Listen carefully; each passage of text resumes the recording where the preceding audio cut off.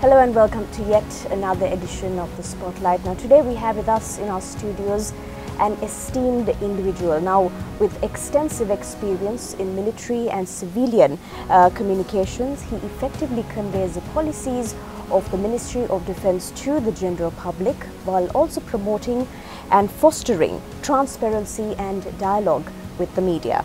It is my pleasure to introduce our distinguished guest, Director Media and Spokesman for the Ministry of Defence of Sri Lanka and Director General for the Institute of National Security Studies, Colonel Nalin Herath.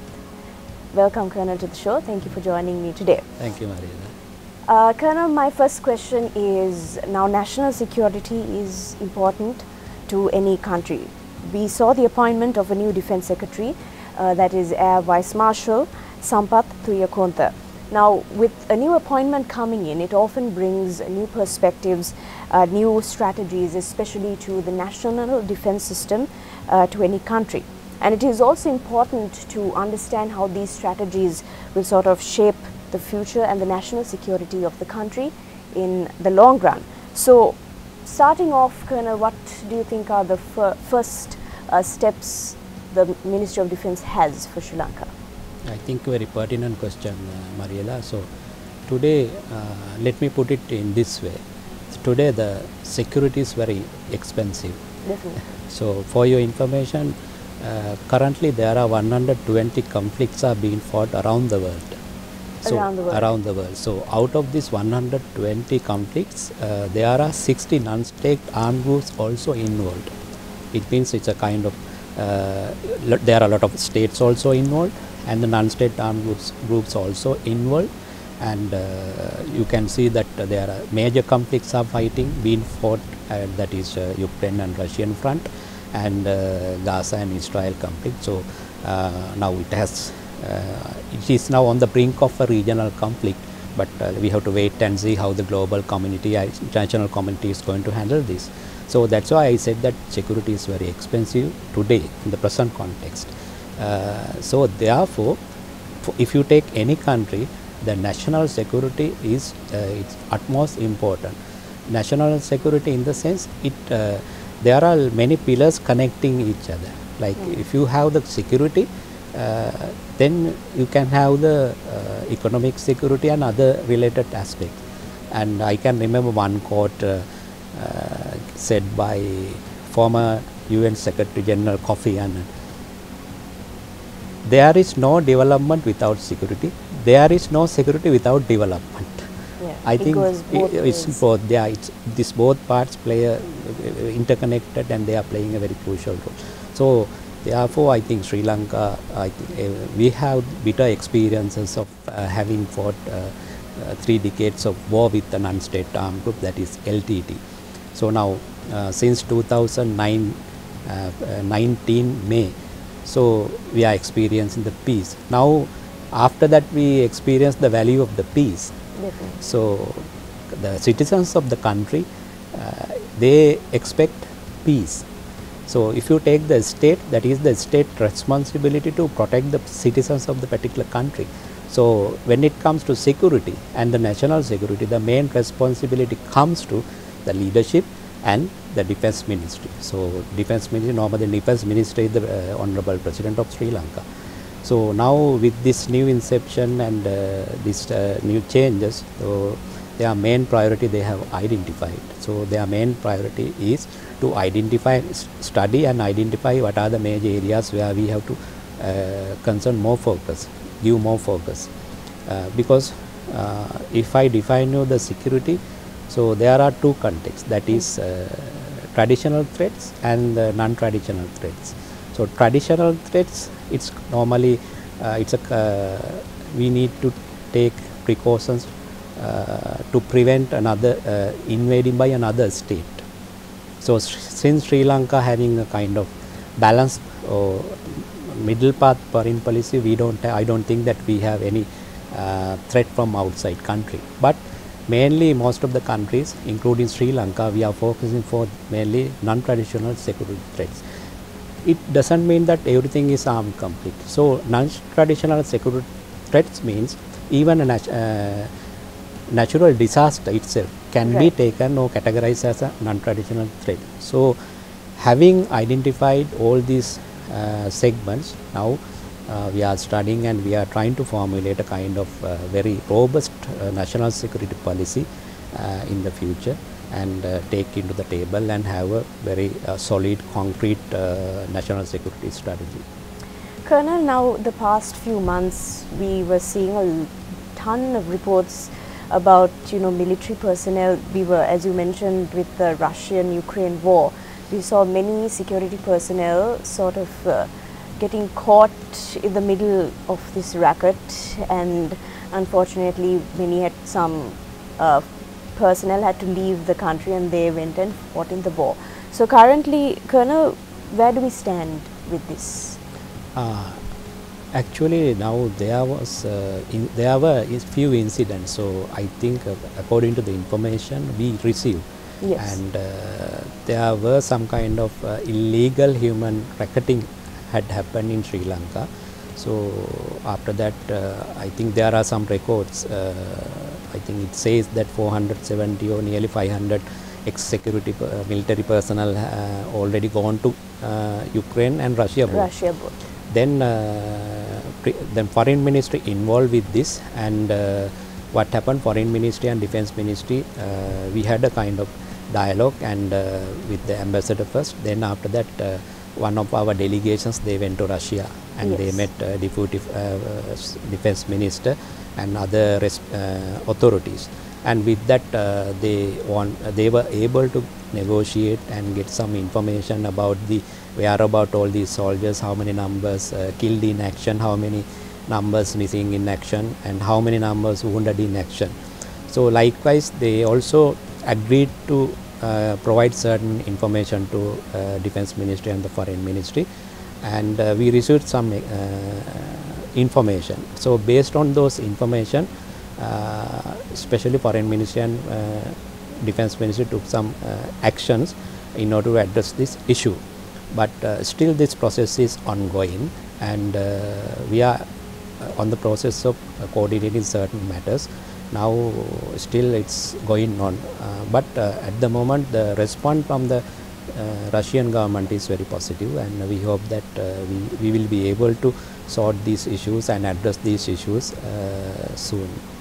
Colonel, we often, just to follow up with what you said, security personnel, even if they're ex-servicemen, do they not sort of have, if I was to rephrase it, is there any way we could sort of inform these servicemen or ex-servicemen to not get caught to such rackets? How would you address this? Yeah, it's a very timely question. Because at the moment, even let me answer like this. So even not only the military personnel, even there are a number of illegal human trafficking issues we experience. I think you know the situation in Thailand.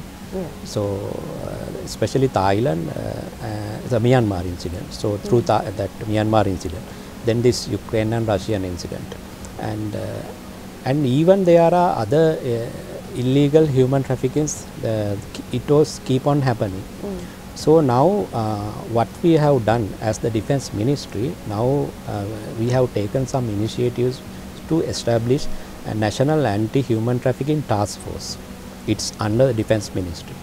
So this national anti-human trafficking task force, so with our all whatever the authorities, now we have taken certain actions. It means we are trying to connect with the other legal enforcement bodies like police, state intelligence service, and criminal investigation department likewise, and other international organizations. So likewise we have coordinated certain efforts, especially to disseminate information to the national public, because there are only few people coordinating all these illegal activities. Now as a result, now with all this effort, I think we have as the Ministry of Defense, we have been able to convene the public not to get caught with this illegal human trafficking incidents and not to get caught these racketeers. And I think Mariela, you can remember very recently we introduced this with all coordination of all these mobile network providers and the TRC. We have introduced this SMS alert service also. With that also we are trying to give continuous regular messages to the public, and with different workshops and through media. So we are just disseminating all the information to the public, not to get caught with this kind of incident. I think now public is aware, so we use different tools to promote and disseminate this information to the public. Yes, Colonel, because as you mentioned, this new alert system that has come in is actually quite impressive, I would say, because unlike there is a certain amount of responsibility that comes when a message alert comes from the Ministry of Defence. So people, there is credibility and responsibility. So that is a great initiative. And we also saw personally when I got text messages from as an alert. So we saw messages coming in regarding the post-election period of fraudulent messages. What are we doing to deal with all of this, Colonel? Now, actually, this was very kind of because we know that we are getting messages through different platforms, and even the Disaster Management Center, then other organizations. But then we were thinking, and we were considering, being the most responsible premier institution of the national security, then we should why not us? We should have some kind of platform or how we can disseminate the information fast. Right. In case of an emergency. I think you can remember I mentioned about non-traditional threats. Yes. So certain cases are very unpredictable, right? It's unpredictable. So that kind of situation, if any circumstances arises, then there should be a system, platform to disseminate this information. So I think most of the citizens or most of the people, they use mobiles. Definitely. So normally they keep on looking at it. So and we can't be logging on to the website. So there should be some kind of fast mechanism. So after that we took this initiative to introduce this alert system. So we got hold all these mobile network providers to the MOD, and we had number of meetings. And after having number of meetings along with TRC, then we took this initiative. I think very recently onwards, now it is activated. That is brilliant, Colonel, because as I mentioned, many news platforms sort of, if I was to say correctly, many news platforms want to get the news out first. Sometimes the news is unverified for the purpose of being the first news outlet to deliver, but sometimes there is not much credibility that comes along with it. So it's very important that people understand the value of verified and authentic information. So I think there is no better place for it to come, especially in terms of national security, from the Ministry of Defence. Moving on to capacity building, Colonel. Now this is also important, and it is vital for enhancing the skills and capabilities of defence personnel and the military. And this can also lead to a country having great infrastructure and robust military personnel for national security. What is in place at the moment, or what future plans do we have for capacity building for national security? So, when a country is facing or undergoing an economic crisis, this is another challenge we are facing.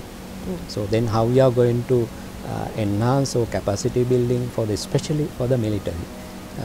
So in that case, we have we are trying to now study how we are going to prioritize the military sector.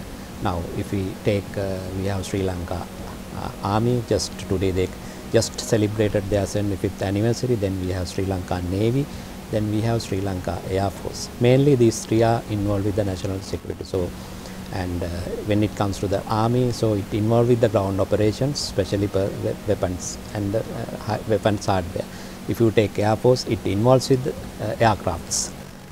And if you take Navy, it involves with ships or gunships or gunboat. There are many.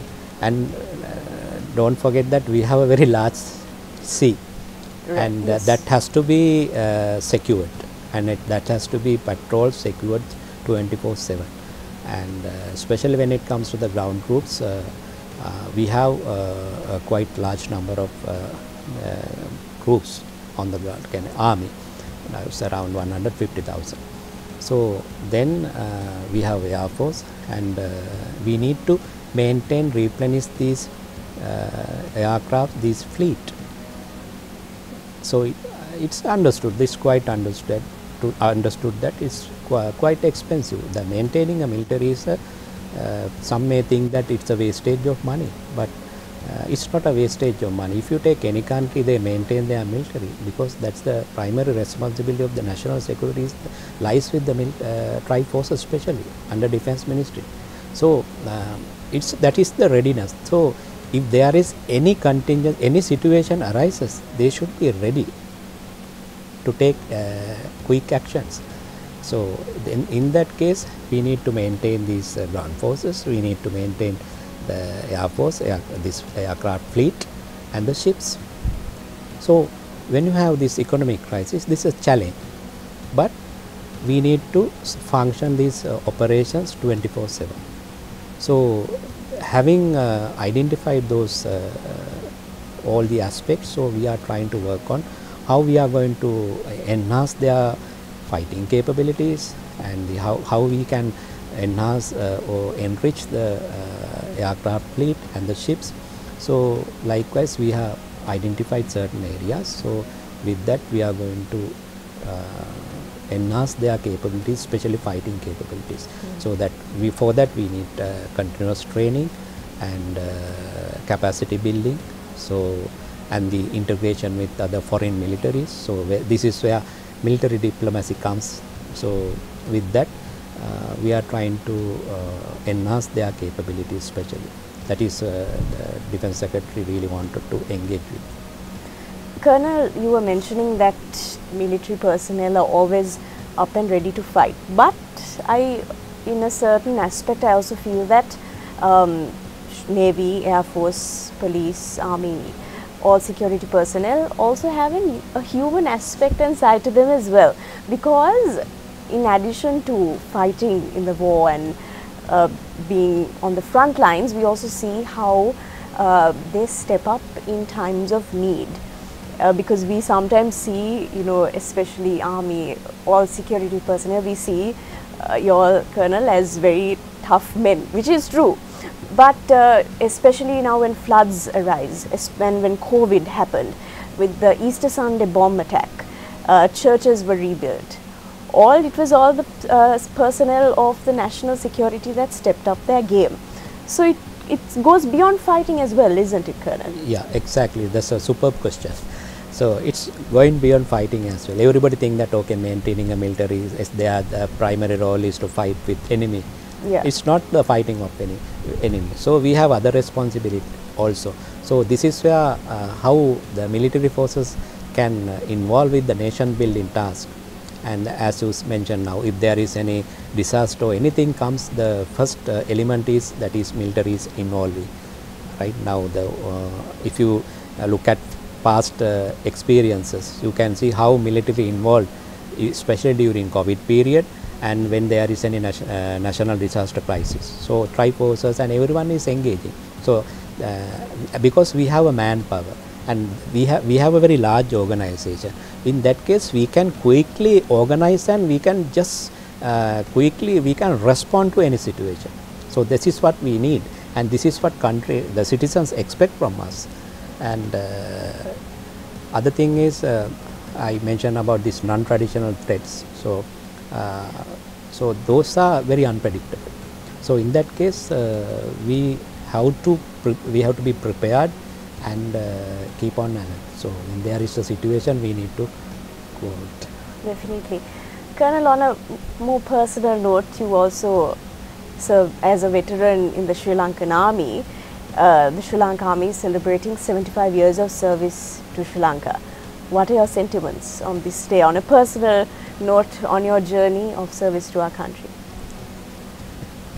So I joined the Sri Lanka Army in 1994 as a second lieutenant.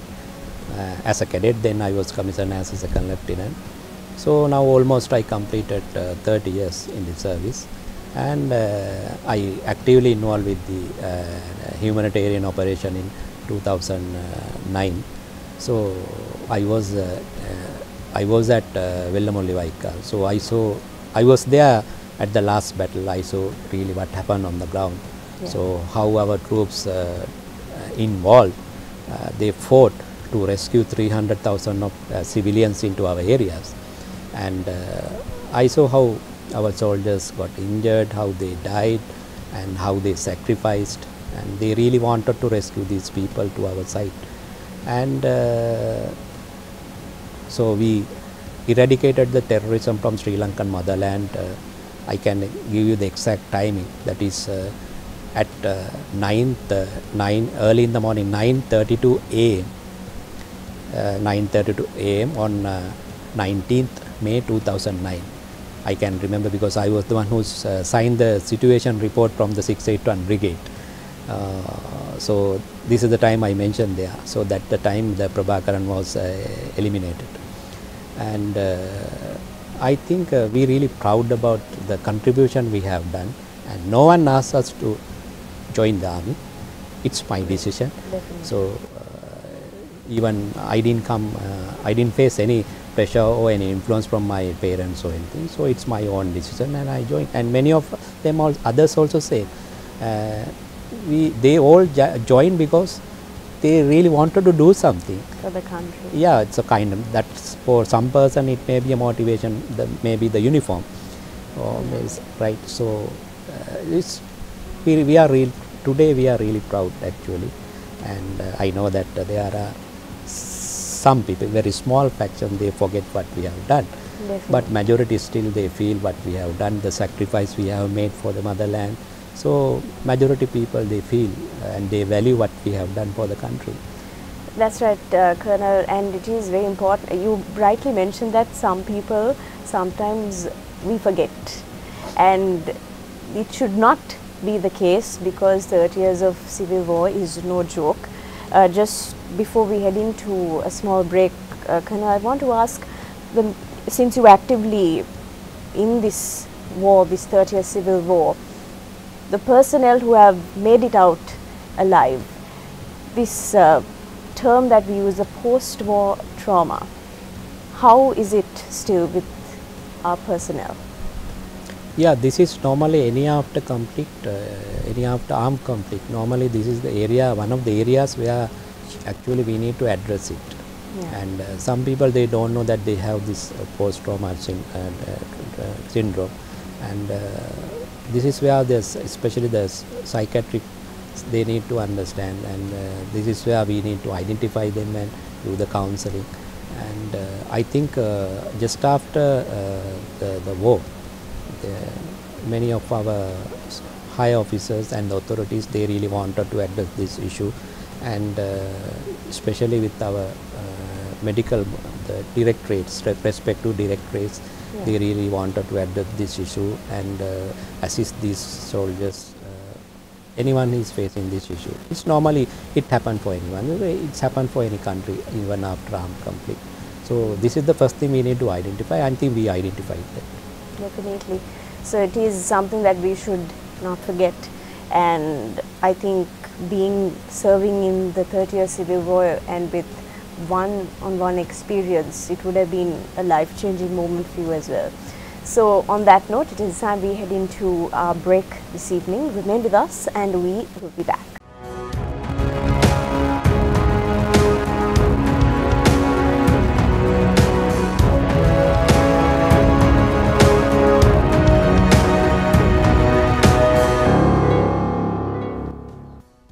Welcome back to the show this Monday evening. Now we are in conversation with Colonel Nalin Herath. Colonel, thank you once again for joining us today. Now, military diplomacy is also a crucial factor maintaining relationships with other nations also comes under your purview as the person handling the media for the defense in Sri Lanka. How important is it, Colonel, and what is being done? Yes, Maria. Now, when you take diplomacy, so you have state diplomacy.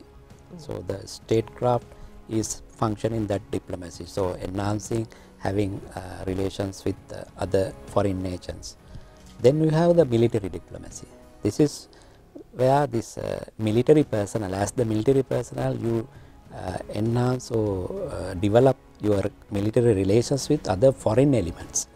So in that case, we are engaging with other foreign nations, especially now most of the defense advisors, defense attaches representing other countries, they are really active. They are continuously engaging with, especially with the defense ministry and the foreign ministry. And again, we are just conducting military exercises with other militaries, especially like countries like India, US, China, even Japan, so even Pakistan. So we continuously are engaging with all the other foreign militaries. So this is one of the area how we can build up more engagement, more involvement with other militaries, and especially this is one of the area where we can get lot of experiences also by participating exercises and engagement with other foreign militaries, especially when we engage with Western and European especially forces, military forces, so we can get a lot of experiences. This is where we can groom our young officers and men in the military forces. Another question that I would just want to pop in is Sri Lanka plays a bit of a neutral role with all the countries, and we are also in a very strategic position. Colonel, how do we balance this role with all the countries? I think this probably is very tricky. It's very tricky, and this is one of the challenges ahead with the new government also. If any government comes, this problem comes. How you are going to navigate this turmoil conditions, so balance. So Sri Lanka is a non-alignment country as of today. So we are friend of all, enmity with none. So that is the foreign policy Sri Lanka stick for always, and it means we are engaging with everyone. Right. We are not deviating from any side. We engage with everyone. So any country, that's our sovereignty. So as a country, sovereign country, we have that right to engage with everyone and maintain that foreign policy. So it's a tightrope game. So you have to handle it carefully. Colonel, what about the United Nations mission, the UN mission? Yes, this is one of the another area where even new Defense Secretary very first day also mentioned about that. This is one of the area where we really want to concern and give more concern about increase in number of UN missions. And this is because at the moment we have certain missions in like Central African Republic and Lebanon and South Sudan. So initially we had the mission in Haiti, so that mission terminated in 2017 if I am correct, and now we need to get some more opportunities in the United Nations missions, peacekeeping missions. Then it's basically you need to do some marketing also. Definitely. And foreign ministry also has a pivotal role to play, and our the permanent representatives at United Nations, they also have a role to play. And since we have earned a kind of battle-hardened military, so we have proved that even in the United Nations peacekeeping operations also, we have handled very carefully, and we have handled very challenging situations very professional way. So in that case, I think we hope that we will get more opportunities in future. Definitely, and we are hoping all of this evolves well in the long run.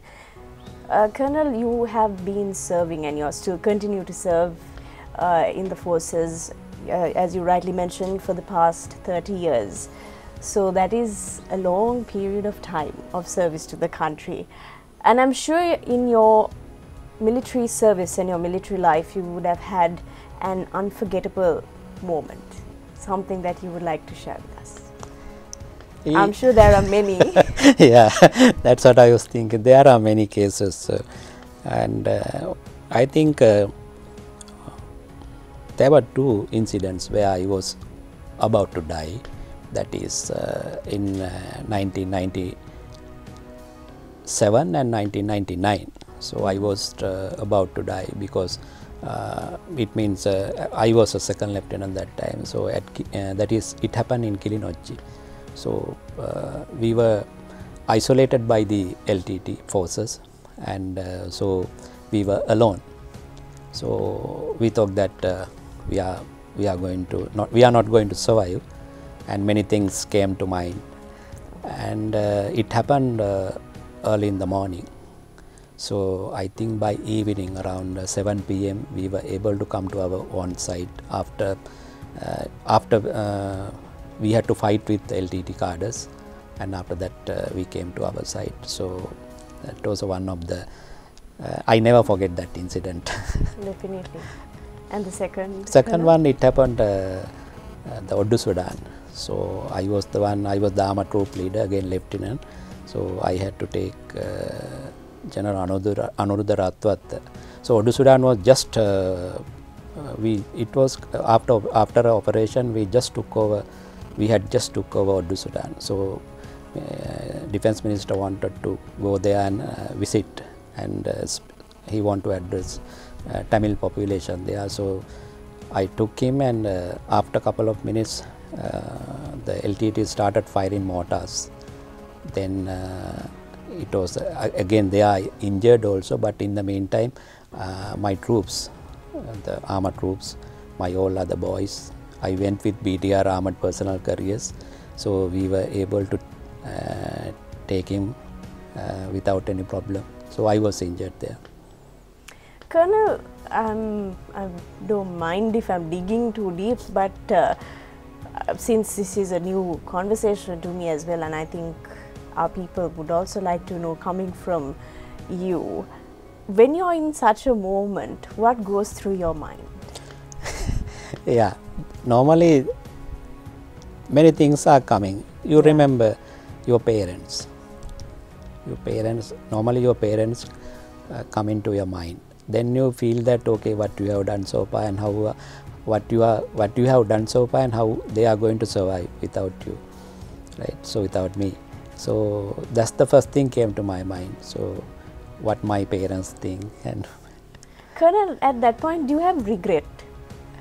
You know, whenever you come to such a moment, do you think maybe I should have stayed at home? No. No, I don't have any regrets. I think I have chosen one of the best professions in the world. Colonel, I think it's a service that you all do, more than a profession, because sacrificing your entire life for the service of an entire country is more than a profession, Colonel. So I think that's something that we should all respect, and I also urge people that we should never forget the sacrifice that each of you all have made. Colonel, throughout this journey of 30 years, during the war that you fought in, have you experienced the loss of any of your close? Yeah. So the incident where I mentioned earlier, in 1998, I lost 5 men of my troop. So one was one of my operators, the person who was handling my radio set. He just died in front of me, and then I lost another 4 boys. It's very, it's very difficult to bear, but as a military man, you have to bear it up and you have to fight. And because of that operator's mother, that is one thing I still haunting in my mind. Before that operation, one day I met his mother. No. And she asked me, "Sir, putao balaganda." That is still it is haunting. Yeah. So those are memories, Colonel, that will linger on for the rest of your life. But keeping that in mind, we need to thank each of you for your service. The reason we are alive today is because of the ultimate sacrifice that each of you all made. We are thankful that many of you have come out of this and you all still continue to serve our country, which is, I know sometimes we just can't put it into words, even though we are in front of the camera. When military personnel come out with stories like this, even sometimes we don't know what to say. Keeping that in mind, Colonel, how do you, with all of this, with the post-war trauma, losing people who are close to you, with people you have bonded with, and how do you keep that morale going? So that's the training we got. So we joined as a normal civil person. So during the training, you are molded to become a military man, a leader, basically. Once you join as an officer cadet, then you will be groomed or molded to become a leader. This is a part of training. So this is where you get all these morale and different. It's a different kind of culture. So you get that from your academy. So basically the mind of the soldier is also trained, I believe. Yeah, so during the training. In addition to physical training, you have to be mentally also fit. Yeah. So in terms of now the families of the personnel, welfare is also important. We know that many soldiers lost their lives. We also know that the soldiers who came out differently abled with certain drawbacks. The Ministry of Defence, Colonel, what are you all doing for the welfare of all these people? So I think Ministry of Defence has to take the main role, pivotal role. We have to play a pivotal role.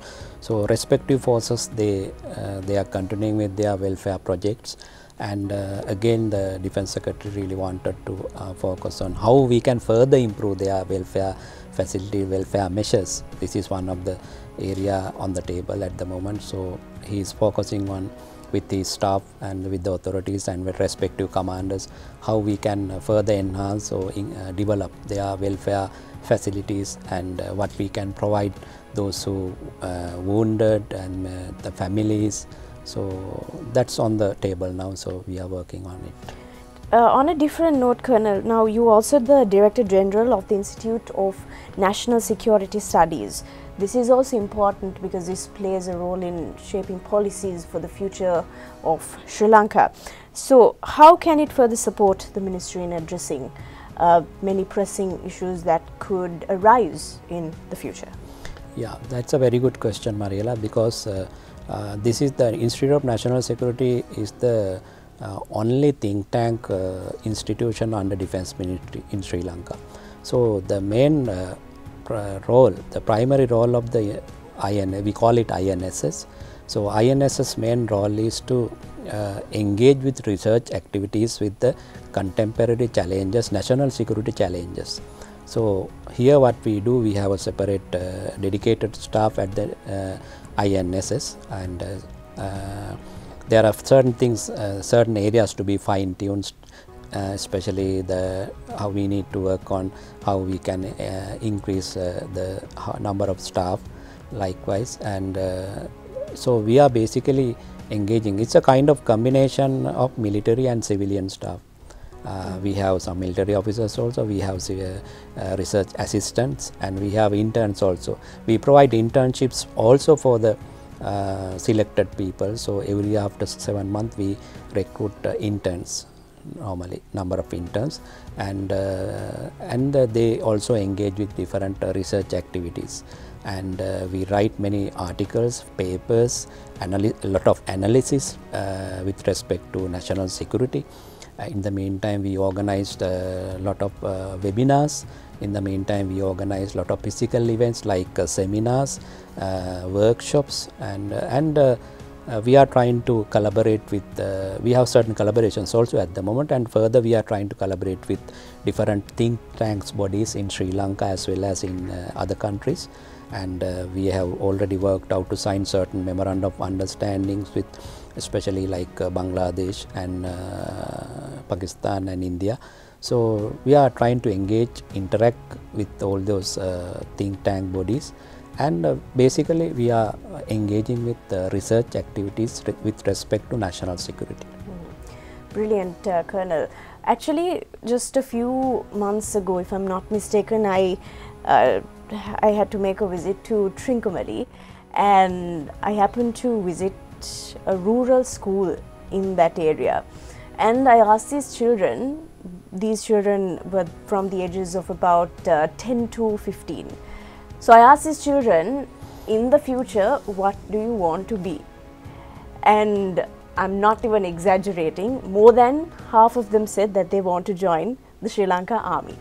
And then I asked them, why do you want to join the Sri Lankan Army?